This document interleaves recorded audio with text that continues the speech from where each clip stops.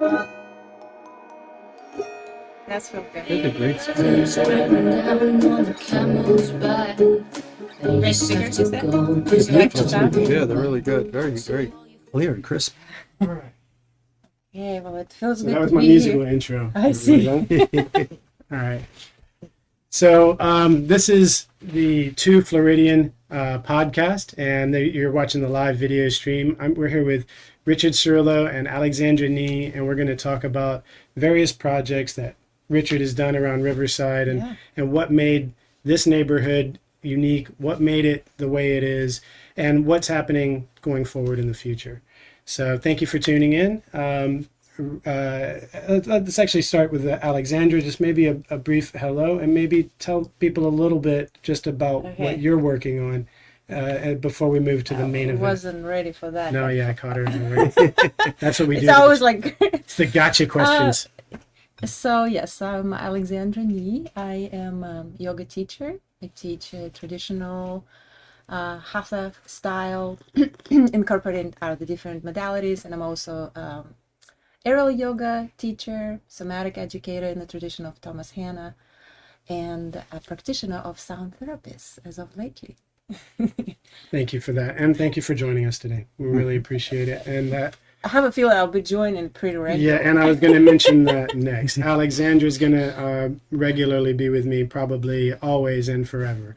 So we're going to do this show together, and I hope you enjoy that. Since I'm a part of a core team, just want to make a quick note. Yeah, what's that? A little comment, like a footnote. Camera is there. Oh yeah, I know. That's Thanks, core team. yes. So Richard, tell us a little bit about how you came to Riverside, if you would, and what attracted you to start building what you built in this neighborhood. How did it begin? Now, this show is only, how is it for hours and hours? Because I can go on, you know. You have an hour. We'll have to have you back then. Well, I suppose a real quick synopsis. I was working at St. Vincent's as a speech pathologist, which is a hospital here in the neighborhood. And the commute from the south side where I used to live down on Bay Meadows was a long commute, and I'd get stuck in traffic. And so one of the property managers at St. Vincent's said, St. Vincent's owns a lot of real estate through the area and we'll rent you an apartment. I said, oh, excellent. So it came to be that I found a nice apartment on St. John's Avenue. This was back in the late 70s, early 80s, 81. And I became active with the Preservation Society here, Riverside Avondale Preservation, by attending a couple of home tours.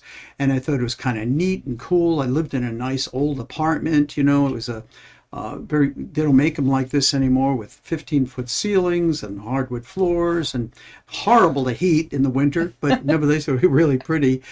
Delft tile fireplace, just really pretty, but impossible to heat.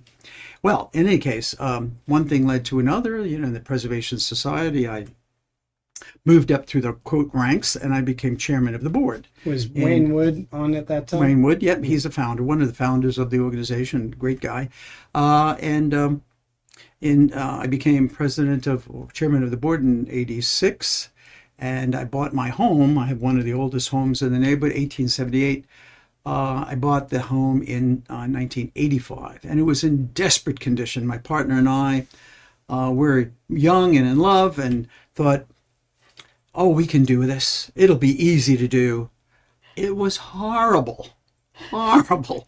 I would not recommend that to anybody wanting to renovate a old house that's in very bad condition, unless they are very well funded, a solid relationship with no cracks, are used to roughing it, because we were without hot water for a year. Oh, gosh. We were without, we had rats in the house and all that sort of thing. So it was pretty bad. Anyway. Can't even imagine you in those conditions, and so glad you endured that to bring us what happened next. Well, and of course, the house is now fully renovated. It's a beautiful place. Became active in rap. Tony, of course, had been HIV, and he Your partner. succumbed. Tony's your partner. Tony's my partner. Was my partner at the time, and he succumbed to the diseases over a long period of time. It was a dreadful end of his life. He died in '95, but before that, he was interested in giving back to the neighborhood trees. So at his funeral, I had 130 trees for all of the guests at the church to take with them. And I was working with green. No, they were big. They were 5 feet tall. They were 5 feet. 150. 130 trees. 130 trees. And we had them in the church on the altar. And we only had 130 trees, but we had many more people show up at the event, at his funeral. Anyway, those trees were given to everyone who attended the funeral, and they have scattered now all over the city. But he also had bequested $5,000 to be given to Greenscape in his, not even in his memory. He wasn't particularly vain as I am, but he certainly was very generous, and he wanted $5,000 to be given to Greenscape to plant trees in the canopy, to replace the canopy. Well, we were able to take that $5,000 and turn it into $35,000. At the funeral. No, this was after. This is afterwards, like within that year. And the funeral, of course, was a success in the sense that trees were given to his friends. So in the next year or so, we planted all the new trees on Park Street, Herschel, Margaret Street, Oak Street, King Street, Willow Branch Park, Riverside Avenue. We planted hundreds of trees. And so when I go down these streets in the spring, when the Bradford pears are blooming, or when the live oaks are budding, I'm always reminded of his generosity.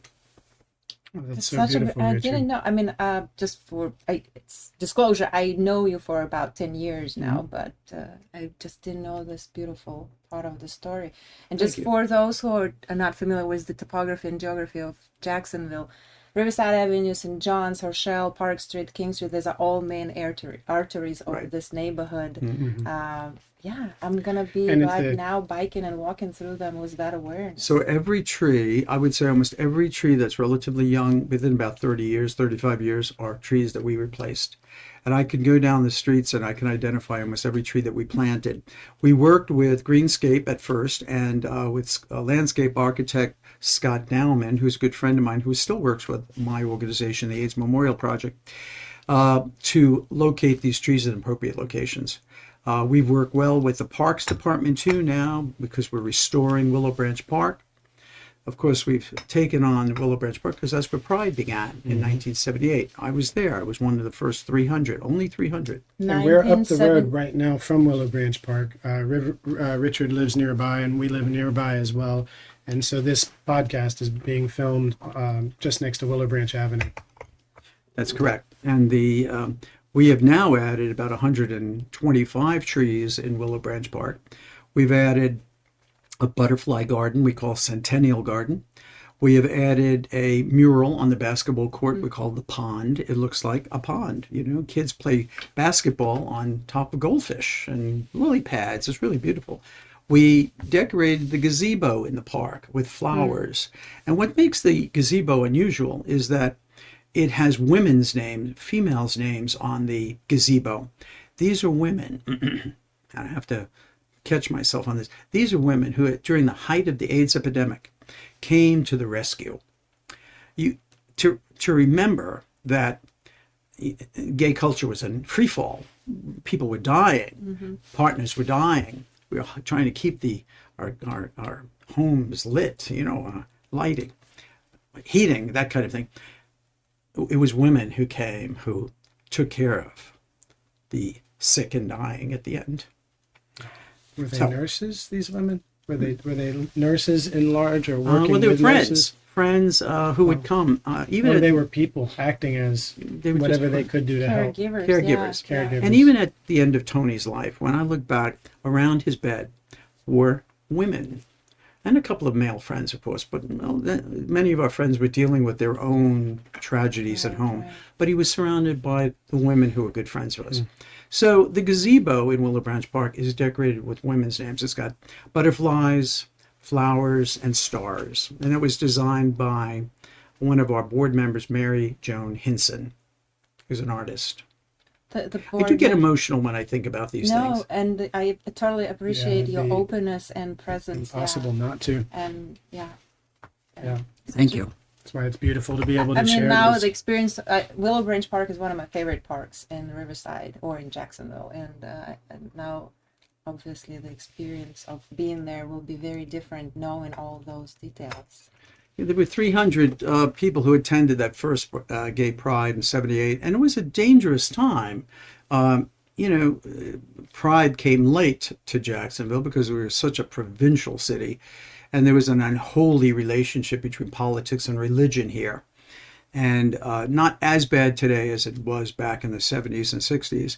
And so those brave individuals who showed up at the park really took a chance. I mean, they would have lost their job, they would have lost their apartment, they would have lost custody of their children, they would have lost their military status, and in some cases they would have lost their lives. And so now Gay Pride is one of the biggest events in the city. The parade goes on for miles. What a big change.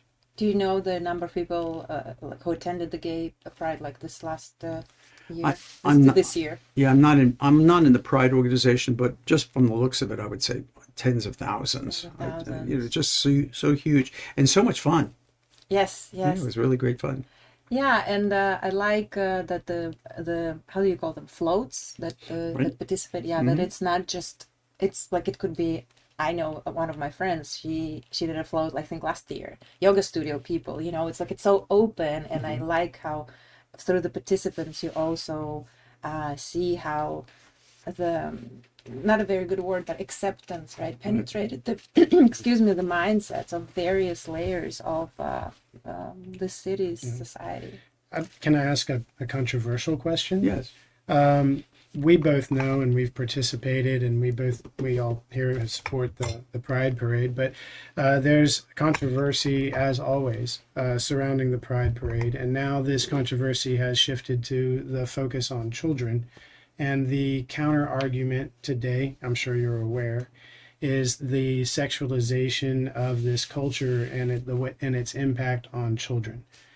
You worked in the school district. You worked with the school as a speech pathologist. You worked with many children. Maybe you could comment on that debate and what you might say to people who have that opinion.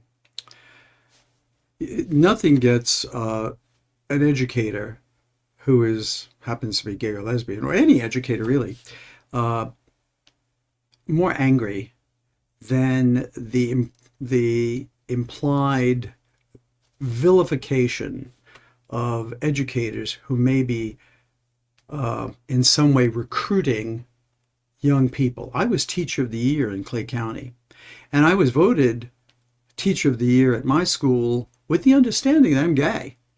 And This was openly gay at the time. I mean, I didn't make an issue of it, but it was just that there. And yet I received incredible support by the school administration, my fellow teachers, and the parents of the school. I'll tell you a quick story. I was hosting an annual party, a white party, and it was for almost 40 years. I hosted this party once a year. Still one of the best parties I've ever been to. Thank you very much. And one year, it was in the newspaper, not in the newspaper, that I was hosting this party, and the money was being used for helping LGBT who were needing assistance in tuition. It was in the newspaper. I had a parent, must have read the newspaper, and came to the school and went to the front desk with the newspaper and said, "Is this the Mr. Ceriello who works here?" They looked at the paper. They said, "Looks like him." "Is this the Mr. Ceriello who works with little children?" "Might be." "Is this the Mr. Ceriello who works with pre-K?" "Probably." Well, congratulations to Mr. Ceriello. He is brave. More people should do that. Shocked me. I heard Oh, about that's this from the beautiful. office. They said we had a parent come in and draw attention to the fact that you're an activist for education and for the marginalized. So a little bit of a surprise there, because it could have gone another way. Yeah. But I do take issue with anybody, and I've had parents sort of question whether I was good enough to work with their children as a speech pathologist. And I don't argue with them, maybe because they suspect I'm gay. I don't argue. I said, well, I'll be very happy to transfer you over to another therapist. They'll be quite qualified. There's no argument. I will not argue with that. The sexualization of children, that's nonsense.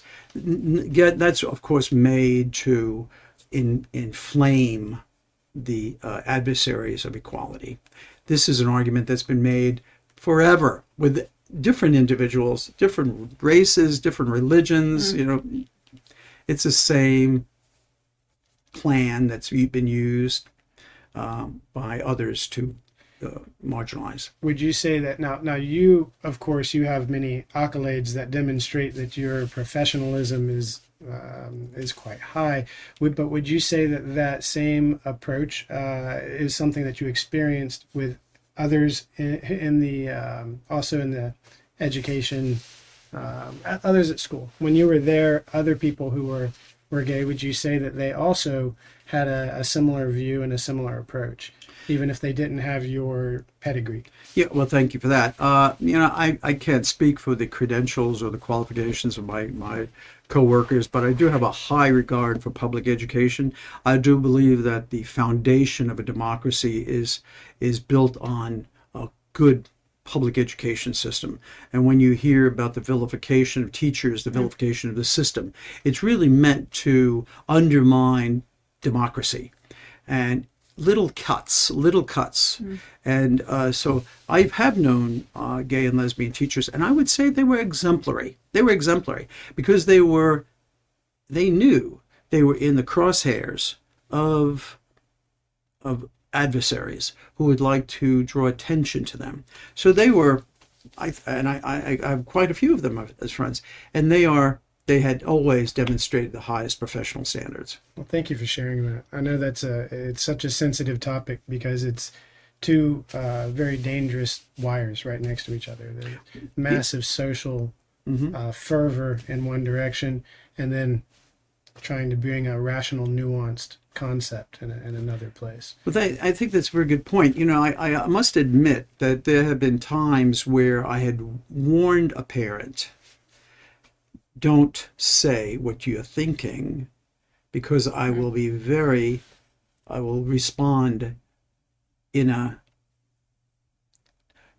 litigious way if you make an accusation that is unfounded because of your perception of me, because I will not tolerate that kind of assassination, professional assassination, because you think, okay, he's gay, he can't work with my kid. That's your choice, but don't make some sort of declaration or some proclamation that will get you in hot water legally, because I will, And what's happening in the state right now with our governor, that's a travesty. Speaking of litigious, isn't it a big change in the recourse that you have as time has gone on, and isn't that now under threat? Very much so. Very much so. And the only thing I can hope for is that people get enlightened and vote. And perhaps an opposition candidate will be presented that's one that Democrats perhaps can get behind. I don't really think that this Democratic candidate that was in opposition to DeSantis was one that was particularly exemplary. He had been a Republican, and as a Republican, he was a failed Republican, and now he was running as a Democrat. There was no fire of interest there. So we do need to vote, and we may need to protect public education, and of course the whole LGBT community too. Yeah, thank you. Thank you for that as well. I got to say, in the past, I've been very much public about the fact that I don't respect the voting process, but I got to say, currently, my opinion on that's shifting because of this. Specifically because I also didn't think that we'd go back on Roe versus Wade, Oh, yes. because I didn't think I'd see laws become regressive in my lifetime. And so I got to say that that position is for me evolving. I feel differently in this particular cycle, to the point that I want to bring a voice of people like yourself to others, to have a conversation on what we can do and how we can continue to improve things, because you've seen a lot of improvements over time, and the fact that those are under threat is of serious concern. Yeah, that's very good, Bill. I have always used a sort of mantra about fate favoring the bold. And I have held that as my own guidance on how I conduct myself. But I also think of myself as a voice now for those without a voice who are gone, and as well as voices for individuals who are marginalized. I'm not going to take any crap, quite honestly, at this point in my life. I'm not dependent on the job from somebody liking me. So I feel rather militant when it comes to civil liberties and civil rights, protecting these things, because they're ephemeral. They're almost... They have names. They have literal names. You've gone to the extent to put them on in memorial. So exactly right. And these civil rights and civil liberties need to be protected. And certainly the voices, the names of those individuals who are voiceless now, who I knew, who have passed away. And there are over 7,000 in North Florida. That's immense. And I knew so many of them.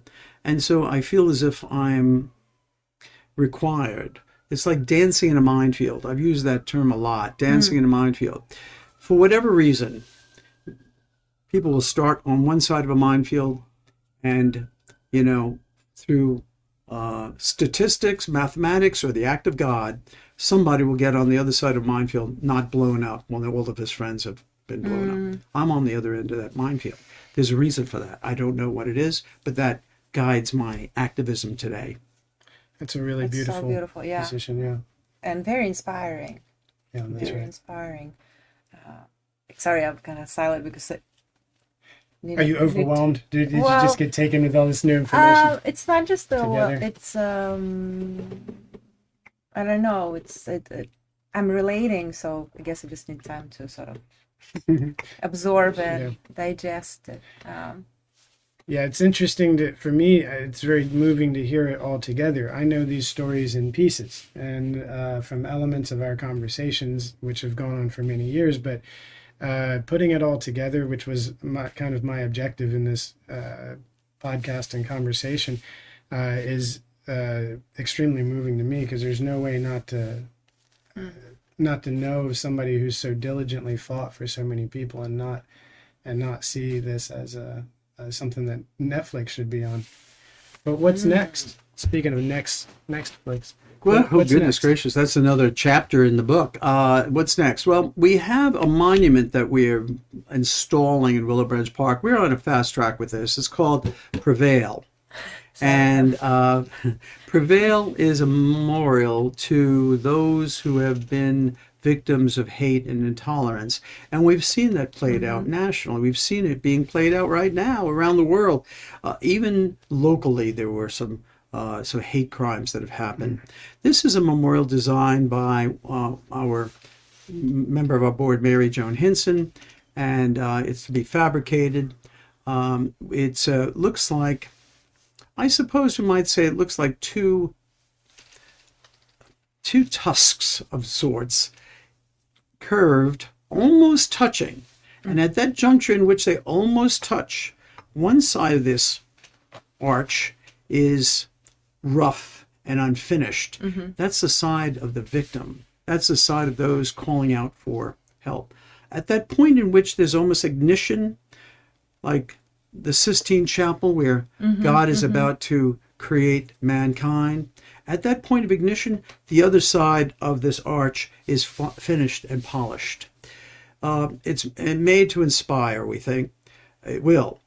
What we're doing on the side that is rough and looks like victims, we're putting in the hands of individuals that we're casting eventually in bronze. So we'll be inviting individuals Actual to individuals who are going to put their hands for a cast. exactly. And Yeah, then- we're not going to actually put it in Put in bronze. 'cause we'll bronze, burn yeah, it. that's.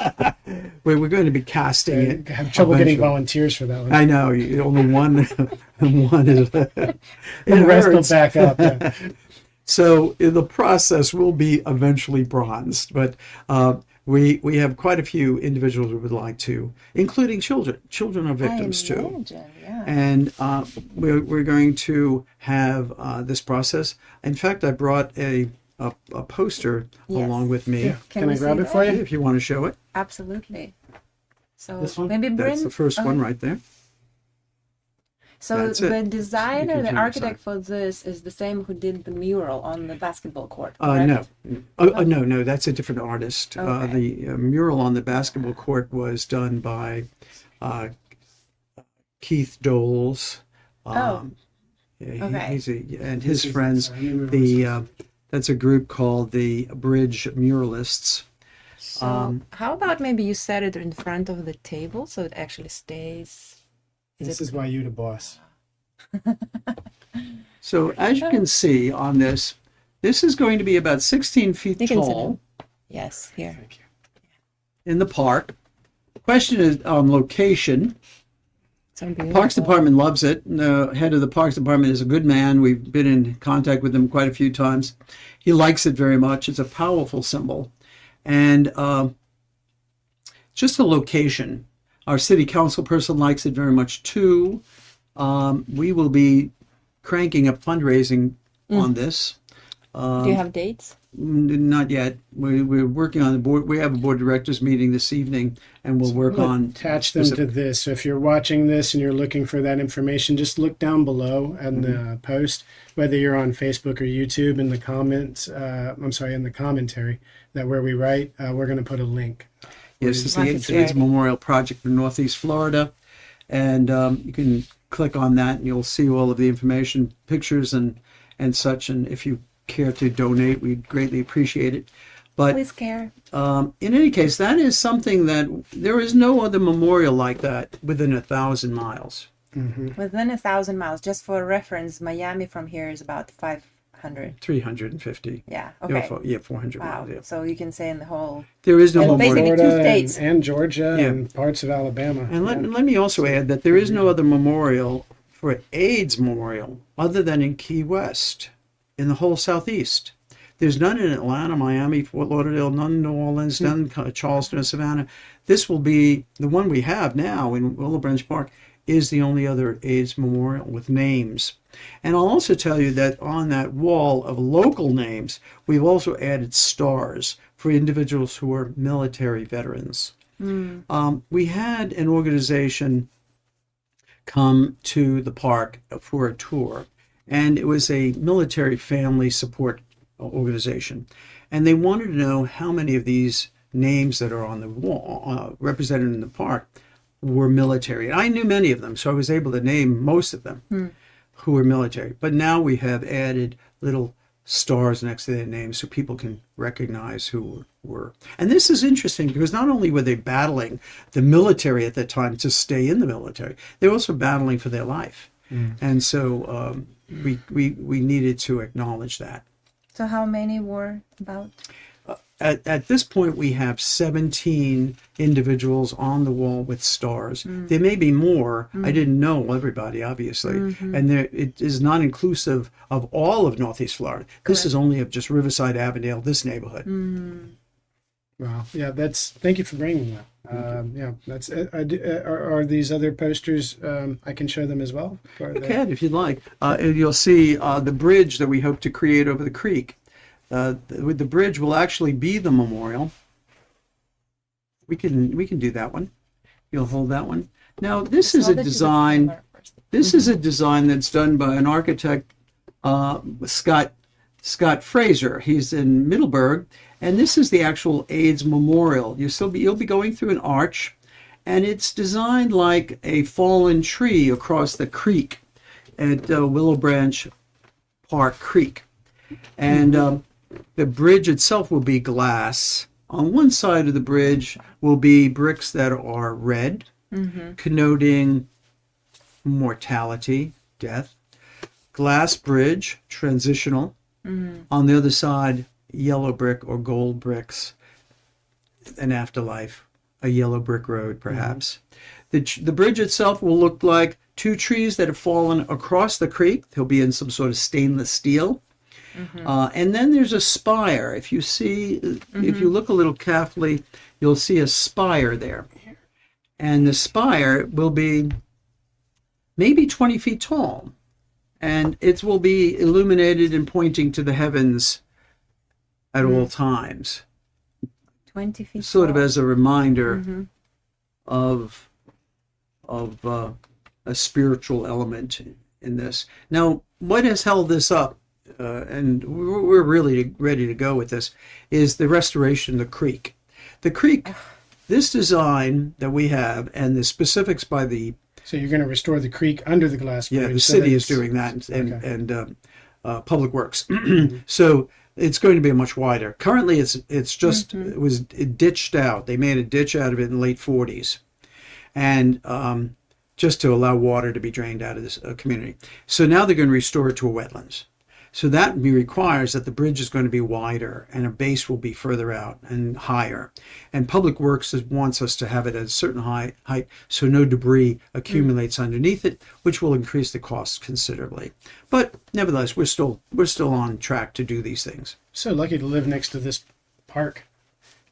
This is So lucky all, to have Richard Ceriello in our neighborhood. Thank you. That's right. The park was forlorn for a long time. It was disregarded. It had no advocates. It had been a scene of much crime, Right. and it just had fallen apart. It had been degraded terribly. We have added It was a lot. me. I was the crime. I cut it out. I stopped. Well, the park is also famous because Leonard Skinner, Allman Brothers, and Molly Hatchet all had free concerts in the park in the old days. In fact, the Allman Brothers, I believe it might be the Allman Brothers. They have on their album cover, they have a free concert that they were doing right there in Willow Branch Park, and it shows a ligustrum wall that still exists there off the main walkway, and has a historical significance. Should get that record.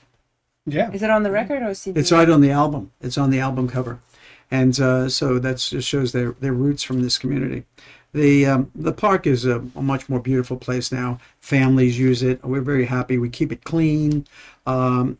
Working with the city and many of our volunteers and our neighbors and friends. I love the outlet at the river, which was an old landing. It was where, the where yacht it club. meets the river. Yeah, it's really beautiful. at And the end of the- Mom's Park down there. That's correct. The end of Willow Branch Creek ends at the St. John's River, and that used to be the yacht club, the Florida Yacht Club, up until the new one was built in Ortega. But imagine that muddy little creek now being a yacht club. Of all things, they might have had smaller yachts. Yeah, times they are a changing. So Richard, I have a question about this artistic projects that are going on also within your Yes. organization. So the general concept of the idea you want to convey, or more, it's not even the idea is clear, it's more of the emotion, whether it's the arch or the bridge. So who, is it a collective decision, or there is are you guiding that emotional charge you want to convey to the people who will experience those pieces in the park? It's certainly a collective decision. I have a board of directors that works very hard. They work with me, which is the most difficult thing, I think, for them. But we have a great board, and we work also with Riverside Avondale Preservation. We work with the Parks Department. We also work with Public Works. We work with our city council. So it's a communal agreement. We work with the community. The neighbors are fully aware of what we're doing. They embrace it because they see an improvement. So if it was only up to me, it would be done immediately. But of course, that is not up to me, and I certainly don't have the money. But this is a truly a community-based undertaking. Thank you. So the projects, they go through voting or some kind of selection, I guess. Sure, right? we put a bid out there for artists to, and we did this for the actual bridge, the memorial, out there to architects and designers. This was years ago. We are now in our 7th year, and this architect, Scott Fraser, submitted a wonderful plan we like very much. He's extrapolated a little bit and modified it a little bit over the years, but that's a design we're going to go with. And of course, the memorial to Prevail, that was a design that we immediately liked. Mm-hmm. Let me tell you why we created Prevail. There was a park bench in Willow Branch Park that was dedicated to a young man who was killed at the Pulse nightclub. Mm-hmm. His name was Daryl Roman Burt II. He was killed at the Pulse nightclub, and the Jacksonville JC's, the Junior Chamber of Commerce, did a fundraiser, and because he was a member of their organization, and they put a park bench there. Now, it had been there for years, and it was a heavy concrete park bench that had actually settled into the soil. Well, one night, on a Sunday night, at about the same time that the governor was talking about don't say gay, anti-gay, the park bench disappeared. Somewhere it was not dragged out. It was extremely heavy. We saw no track marks in the park. Wow, this park bench, which weighed hundreds of pounds, was removed. What about the grass? Was there not like this? The grass didn't look disturbed or anything? Nothing looked disturbed. Somebody had to come up and lift it. Some strong people. Something lifted up, took it away. There were no track marks. There were no drag marks. We would not allow that to go unchallenged. Not only did we replace the park bench, and you'll see it in Willow Branch Park, with a mural underneath it, a beautiful mural, which was done by a young couple, Ian and Danielle Cleary. They did a beautiful job. But now we're adding this memorial to victims of hate and intolerance. Whoever it was who thought they would silence a community, erase a young man, chose the wrong group to deal with. Oh, that's great. I'm so glad that there's so many people that like yourself here in Jacksonville standing up, and that you've been the one that's really, I think, brought Riverside a lot of the culture that we see today, and what we have here, I think, has come from the impact that you've had directly, and that you've brought to this area. Because for the viewers who may not know at home, Riverside is well known to be a place that's open and accepting of people of all cultures.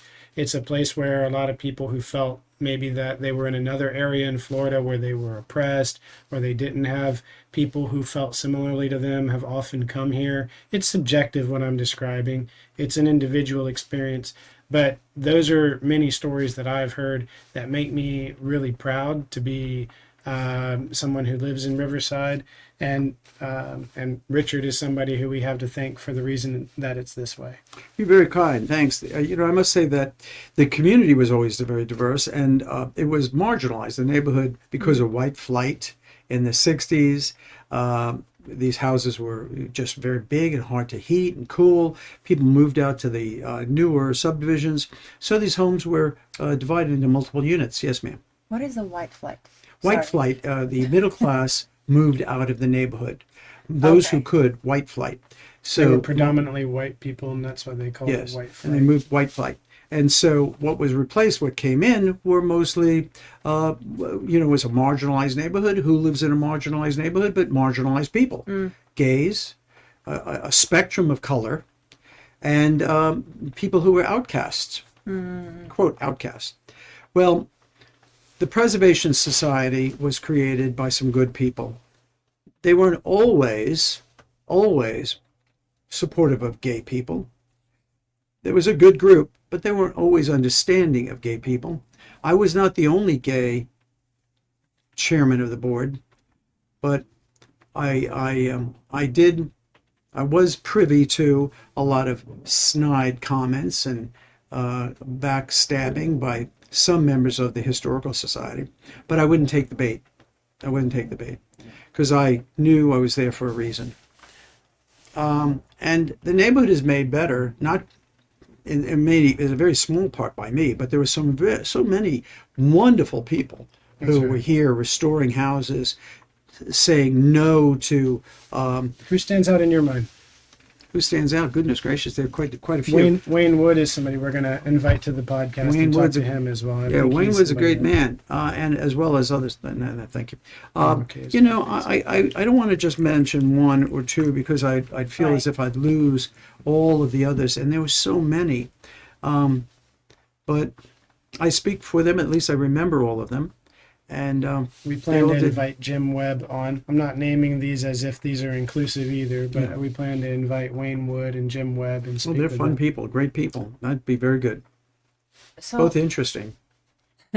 And both of whom have had a big impact on what made Riverside what it is. Oh, I would say, indeed. Certainly Wayne Wood. Looks like a thought. looks like a thought, yes. Well, I'm just, as I said, I'm absorbing, digesting, and relating as I can relate through my prism of my life experience. Maybe, speaking of that, maybe tell the viewers where you come from and how long you lived in Florida, because that might... Oh, yeah, my silly question about what's a white flight. I just have to put another that might give them a footnote. little Yes, perspective. I'm an immigrant, so I don't know a lot of... And But you've lived here for how long? it's going to be my 10th anniversary on November 30th. God, So goodness. very soon, yes. Yeah. Has it been that long? Golly, I've known Bill for quite a few years and a couple of decades now. And when he introduced me to Alexandra, I said, "That's the one. That's the one. That's the classiest one. Not one. Yeah, that's a keeper." Well, the thought that was brewing in my mind Set this aside for now. was that as I listened to you, and I'm sure I'm not the only one, I'm sure everybody who has a chance to have a proper conversation, proper as an in-depth, open conversation with you, leaves inspired. Not only but by what you do, which is very impressive, what you have done to the date and you are still doing, because this is the most recent project, this organization, AIDS Memorial. But as you said, the White Party has been going on for 40 years, helping those kids, right, to get into. I think you would also feel incredibly inspired by that driving force, because it's like a thread, a red thread through your whole life. And for somehow, very young, in 85 you bought your house with Tony? 85, yeah. yeah. You knew the reason why. If I can expand, you knew the reason why you're here. And it feels like that's the juice that keeps you going, keeps you young, keeps you open and growing and moving forward in a good way. I think that everybody needs that passion in their lives, or they just become stale and sad. I certainly have a lot of passion. I surround myself by great friends. So if you're listening, who put up with me, and that's a challenge at times. But you know, I can't say that when I bought my house, I had an especially grandiose plan. Mm-hmm. I wanted a blank canvas. Tony wanted a house with a porch. We just happened to find one that needed a lot of love and had a porch. But when we got into it, I'll tell you, 6 months into it, I was really depressed. I thought, what in the world have I got myself into? And I think I probably would have been clinically depressed because winter was coming. We had no kitchen. We had no kitchen for 8 years. We had no hot water for many years. We lived with rats and things, you know, that were moving in the night. The house was in desperately bad condition. But there was no way out. I mean, I thought, I have a choice. I can walk away, which I would never have done. I can just persevere, which I usually do. And we continued. And, you know, Tony and I enjoyed it. It was, you know, it's remarkable how the house has changed. And I love it. I don't plan on leaving the house unless in a body bag, so no time soon. Yeah, I can say I feel similar. I traveled around Europe for 10 years, and people would constantly say, "Why don't you sell the house?" And I was like, no. I finally got a house. It's where I need it to be. It's in the neighborhood where I want to be. I might live anywhere in the world, but I'm always going to be there to some degree. My heart's always going to be there. That house is you. I mean, it's got your energy. Your energy is now for sure. Yeah. And houses, because people live in them, picks up that vibe, picks up that karma, picks up that energy. And there are sad houses too, houses that represent the sadness that have happened in there. But there are also a lot of houses with lots of joy, and it picks up that kind of karma. Yeah.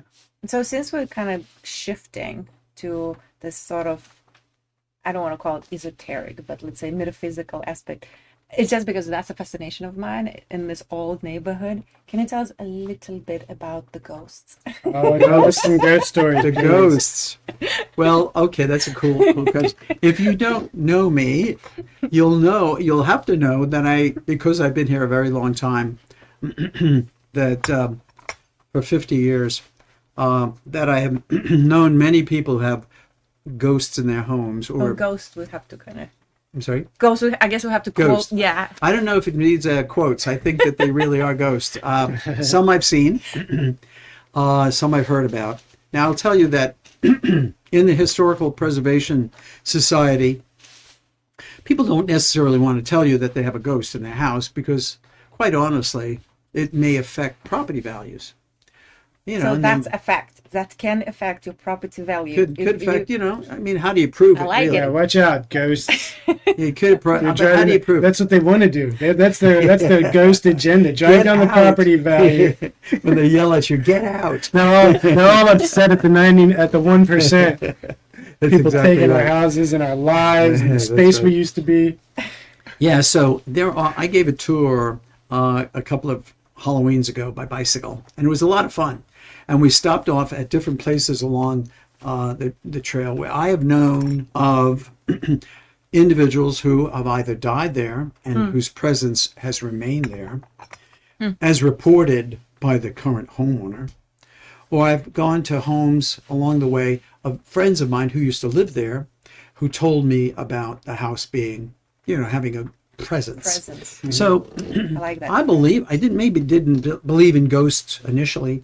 I don't find them particularly scary. I think that there's like maybe a parallel dimension going on at the same time.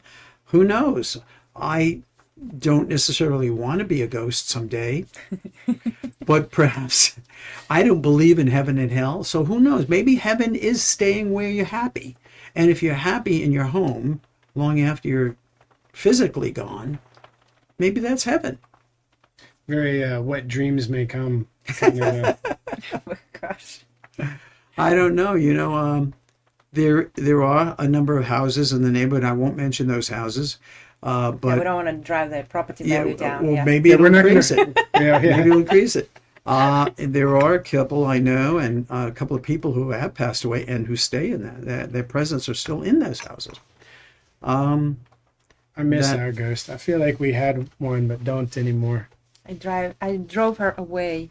Oh, really? She surrendered the house to me. She's like, okay, I can trust this one. That may very well be the case. Who knows? I don't know very much about this. I don't know. Or I just lost the ability metaphysical kind of conversation. I'm always open to learn, but I have seen a ghost in a building, a property I own. She's a heavy-set woman, quite heavy-set, black hair, teased up, real big. She's I happen to know she's of Middle Eastern descent. How did you know that? I've done He that ID'd part. her. Oh, she He's used to like, "What live are you there." doing in my She used to house?" live there. Okay. He tried to check her out of there. He tried to check her out of the Airbnb. He's like, "Give me your ID." I thought actually, truth be told, I thought she was my housekeeper. And as I'm talking to her, I see her peripherally. She's not talking to me.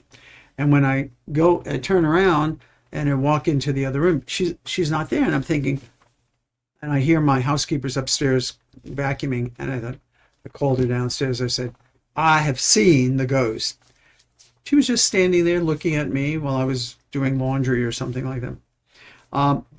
that ghost has been seen by a number of people and have The guests who stayed. guests who stayed. Always trying to figure out the laundry machine or doing the other things as well? You know, I don't know what ghosts do. I mean, if they die in 1905, let's say, Yeah. how do they know how to use a washer?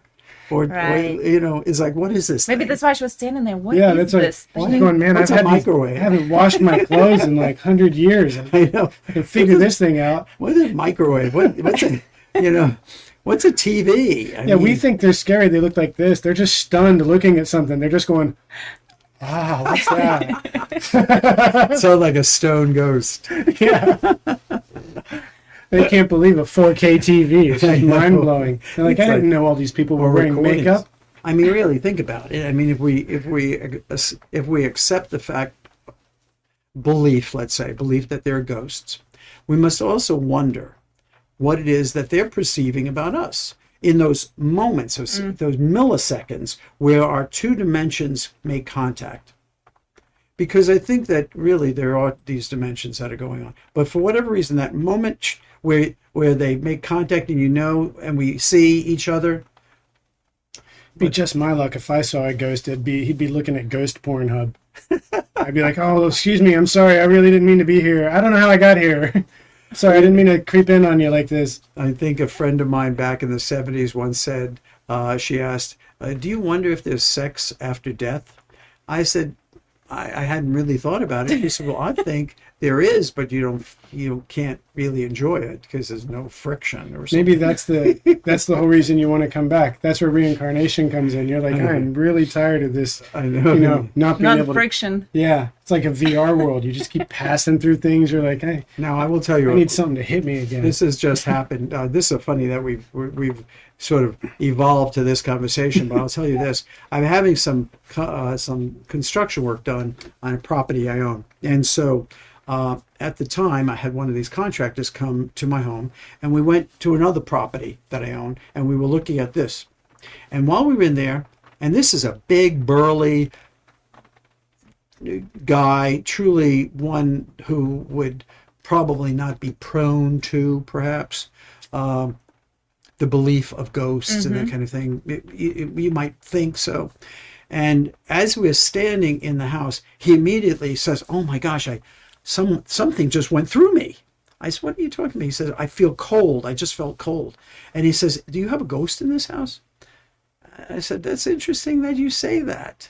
But he could feel this presence go through him. And this was a big guy, 6'2"-ish, 250, 70 pounds. And I think he'd have been insulated. He had goosebumps all over his skin. That's why he knew, because he's used to being insulated. He's like, I went right through my padding. He just, it was a funny thing. And he was with his crew, his construction crew, and they're all like looking at him quizzically, like, oh, what? And I said, well, I think there is a presence here. I've been told there is a presence here. Mm-hmm. And I said, apparently she likes you, Yeah. Yeah, she does like you. Yeah. So that's an interesting twist in our conversation. So the Yeah, neighborhood a is friend of ours had a full. mark on his chest from one. Yeah. Well, we have I would say like two pretty old neighborhoods, right, in Jacksonville. Yeah, from And Springfield. Springfield and Yes. Riverside and Springfield ghosts seem more aggressive than the Riverside ghosts. They're all the ghosts. Yeah. Watch out for those Springfield grumpy. ghosts. Yeah. He'll knife you. Yeah. Awesome. Well, any other ghost related questions? No, you got? I'm satisfied. Well, I'll Satisfied. tell you, this has been a spectrum of things, from the emotionality of AIDS and survivorship of that to ghosts. Well, I suppose they're probably all fits in. Well, you're a very Property multifaceted values. person. So, and again, thank you for being open to coming here and being open to all those wide spectrum topics that we touched upon. I agree with Bill. We have to have you back because we have we didn't even touch the white party legacy and how white that party. affected not just 40 something years, 44 years was it? 40 years. Really quickly, I'll tell you that with the white party. You don't want to come back. I'd love to come back. I don't want. I just think that just to this shouldn't be like a tune in next week, folks. Yeah, exactly. Early conclusion. But the party grew out. This is the reason how the party started, real fast. The party started back in 78 or so. And it was a response to, well, I was here. I had moved here in 76 or thereabout in 76 from New York. And there was that oppression of not, a sheriff who was clearly anti-gay and made it very clear in 76 how he felt about gays in a radio broadcast, and it was hostile to say the least. And I thought, who the hell is this guy? I just moved here from New York. Last thing, and the Stonewall riots were just a few years before I moved down here. New York was blooming, as a gay. You went to Studio 54, didn't I you? went to Studio 54. That was later, but yeah, I went there. All of those nightclubs, and so I thought, here I am in this is like a 1950s bad movie, and I thought that's no. We're not playing that game. You say you went from Studio 54 to a studio of neon and noir. Noir is right. And so I invited my friends over as a celebration of me living in Jacksonville, and my birthday falls around the same time. And I thought, if a cop comes to my apartment because I have friends here in the middle of the afternoon having a party, sitting around laughing, it was 7 or 9 of us, that's all. Let him try. I was so angry. I thought, how dare they? Because let me tell you that prior to that, there was a party in San Marco that was raided by the cops. They were arrested. It was nothing more than a Just birthday for people party. having like It was a gathering. birthday party, exactly. It's very well known in the gay community. It was a birthday party that, because the neighbor next door didn't like the gay people, they called, there's a gay orgy going on next door. Come right now. The police come in with their guns drawn. It's a cocktail party. It was these really well-heeled, highly educated, very successful gay men at this afternoon, evening birthday party, and the cops were there with guns. They were all arrested. They were booked. They didn't even back off. They showed up and just arrested people And they anyway? arrested them, and they were booked. The next day, though, charges were dropped. But it was that kind of thing. And so having known that, I'm thinking, who the It's amazing that when you realize you're given bad information, they don't back off. They don't go, oh, this is obviously not an orgy. Yeah, no, they arrested them and they took them in, and what was really interesting, to make it worse, they had their names in the newspaper, their age, their location, where they worked, that kind of thing, just to scandalize them even more. And so that had happened before my party, and I thought, no, we're not going to play that game. No. So So you doubled down by throwing a party, which was obviously a gay orgy. Yeah, yes, exactly. Well, it became that way when you arrived. So let me rewind. So a little that bit. started off. So simply. you had this like, okay, I'm throwing a party.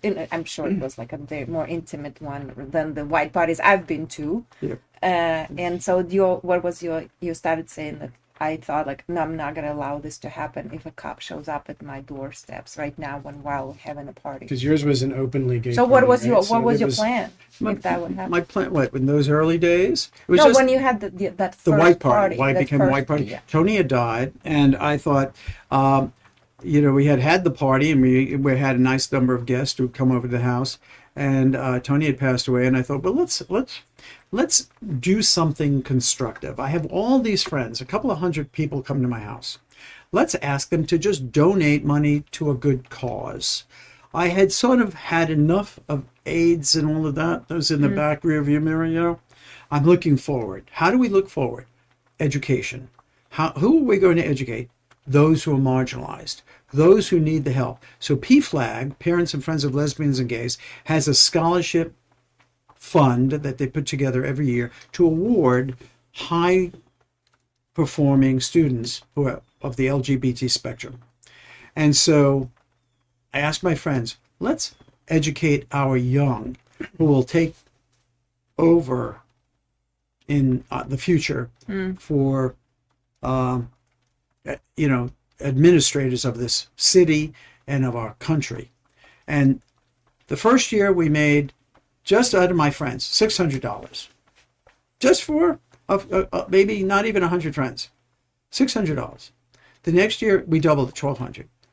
The most we made at one party for just my friends throwing money in a tip jar is $20,000 for one night, for 4 hours, for my friends just putting money in a tip jar. That's how wonderful my friends are. All that money got turned over, 100% of it got turned over to PFLAG, Parents and Friends of Lesbians, Gays, which then awarded the money to these young gays and lesbians, LGBT, for their college. And how many times did you get raided by the cops? We hired the cops. We hired the cops to stand guard at the house. And that's how we do it in Jacksonville. That's exactly right. Roles reversed, and you just have, and now, I have a lot of friends who benefited from that money, who are lawyers, educators, who are a spectrum of professions, and because they were assisted, doctors, who have nurses who have benefited from the money awarded. Well, I got to 40 applaud you for years. continuously coming up with intelligent, creative, and mostly effective responses to mindless decisions that people make in a herd and in a group where they're not really thinking anyway, where they're really just wanting Sounds to like be a part elected officials. of it. Yeah, well, that's why we're scared now. I hope that pendulum can kind of swing back, because I think people just aren't prepared for the weight of social media. I honestly think social media has crippled our electoral process. And I think that we don't have good candidates because people aren't prepared to handle this new media. It's interesting that you say that. One of the things that I thought made me a better than average teacher, I think, or an educator, was working with abstract language, higher level thinking, the gray areas of sorts, presenting to my students these quizzical problems. So this is under linguistics. As a speech pathologist, you work with speech, but you also work with voice, fluency, and language. And so in those kids, even the little young ones, presenting situations and problems that would require thinking, not just black and white, but the gray areas too, and drawing conclusions and abstract thinking. And I had so many wonderful success stories working with those little kids who I hope will continue that. That is something that's not done in the elementary school level, probably not done in education anymore. There's just no time to teach abstract thinking. It's all, As an memorization. As an employer, I can assure you it hasn't been done with the guys that are now new to the workforce. Yes. I can absolutely see a night and day difference that occurs at a certain age range. And we don't discriminate. We would never do that. Right. But it is amazing to see a very clear delineation in what has changed. And I don't believe it's simply changed because education has failed. I believe it's changed because we in society have failed to adapt. It's true. We have everything we need in our hand with our phone. I'll tell a quick story. I was buying a coffee or something at one of the coffee places in the area, and the price was $7.75. So I gave the individual $8, and he's looking at it. He says, "You owe me $1." I said, "How do you figure?" I said, "Do the math," because it was cash, and had I used a card, there would have been just a paper transaction. Right. And he says, "You shortchanged me." I said, "No, you give me a quarter change. That's all. Give me, And it was sort of, I'm looking at it, and this is not unique. This had happened it's sort of like that a couple of times, where the person didn't have mathematical skills at all, let alone anything more abstract like algebra, trigonometry, or calculus. So statistics, forget about that. It was just basic arithmetic, and they were perplexed. They're also oblivious to how linguistically unaware they are when they make up excuses. People used to be much better at making up excuses. It used to be difficult. They'd be like, "Oh, here's what happened." And you'd listen and be like, "Oh, that's so tragic. I'm so sorry for that." And you'd be like, "I'm not sure if I'm really supposed to be stuck or if they just used an emotional ploy." Okay. And now I get excuses from people that I'm just going like, "Oh, dear word." this is poorly structured if you were telling the truth, and obvious that you're not. Well, you're intuitive enough to spot it, so that's a good thing. Well, as a captain of Let's the get core Captain. team. All right. Speaking of social media, where can we find listeners and viewers more information about what you're passionate about right As I mentioned briefly earlier, was the AIDS Memorial Project of Northeast Florida. Can go there. We have a Facebook page too, and there's what is it? Giving Tuesday coming up, and Is it this upcoming Tuesday?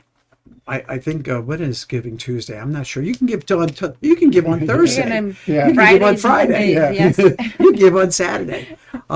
Don't your generosity is greatly appreciated if you choose to donate to our organization. Understand that what we're doing is we're not what we're doing is remembering. And we've always said that if there isn't anybody to remember somebody's name, the question is, did they ever exist? Mm-hmm. If your name is forgotten, did you ever exist? So Yeah. we're here to remember all 7,000 plus people who have died in Northeast Florida at a time when being HIV or AIDS, you were a pariah in society. You were marginalized. I've seen it. I witnessed that. And so that's our purpose, is to remember. And It certainly would be our loss, our personal loss individually, not to absorb and remember the lessons that these people taught us from the sacrifices that they made. these people were at the prime of their life. They were in the best position, all of them. They were all a spectrum, men, women, children.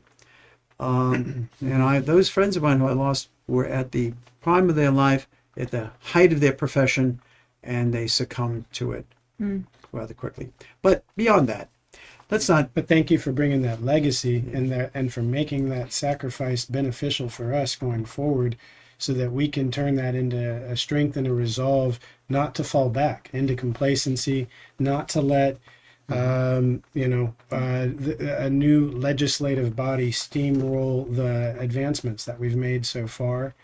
And I'm not taking a side on this, because anybody who knows me knows I'm apolitical, but I'm for people.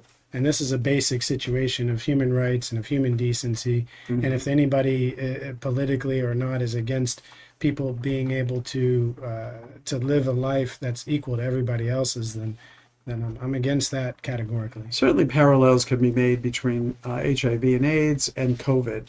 Sort of the same mistakes, the same misinformation, the same propaganda and the same vilification of individuals with COVID and those with HIV. So we see it happening again now, another generation later or so. We want to carry a nuanced and more intelligent voice. That's the purpose of the show. That's what Richard's done, and that's what we're hoping that people who watch this show might take away from it. A nuanced thought and an idea that you take a moment to consider, rather than a knee-jerk reaction in a crowd. Indeed. Thank you again, friend. I've enjoyed it. I love the two of you. This has been a different spectrum of our friendship. I've known them for a while. They're really nice people. Stop! Don't give it away. I've been telling everybody I'm hard. I don't want to know about that. They're really sweet. It's been very good. I'm glad that you saw another dimension about me and my activism and my passion about this. And, I don't know how long any of us will live, but I hope that for the rest of my life will be a purpose-driven life. Awesome. That's a I good agree. point to end it on. Thank you, Richard, Yes. for that. Juice. We hope the same for that inspiration goes forward for everybody. The purpose-driven life. Thank you. Thank you. Thank you, everybody. Give a hug. Of course. And I will have more tea if I need. Yeah, I'm gonna give you a big hug too. Oh, you too. Oh, gosh. They're getting a view of your butt. Live butt. That's for OnlyFans. Sorry, it's not very hot though. That's fine. Thank you. That's perfect.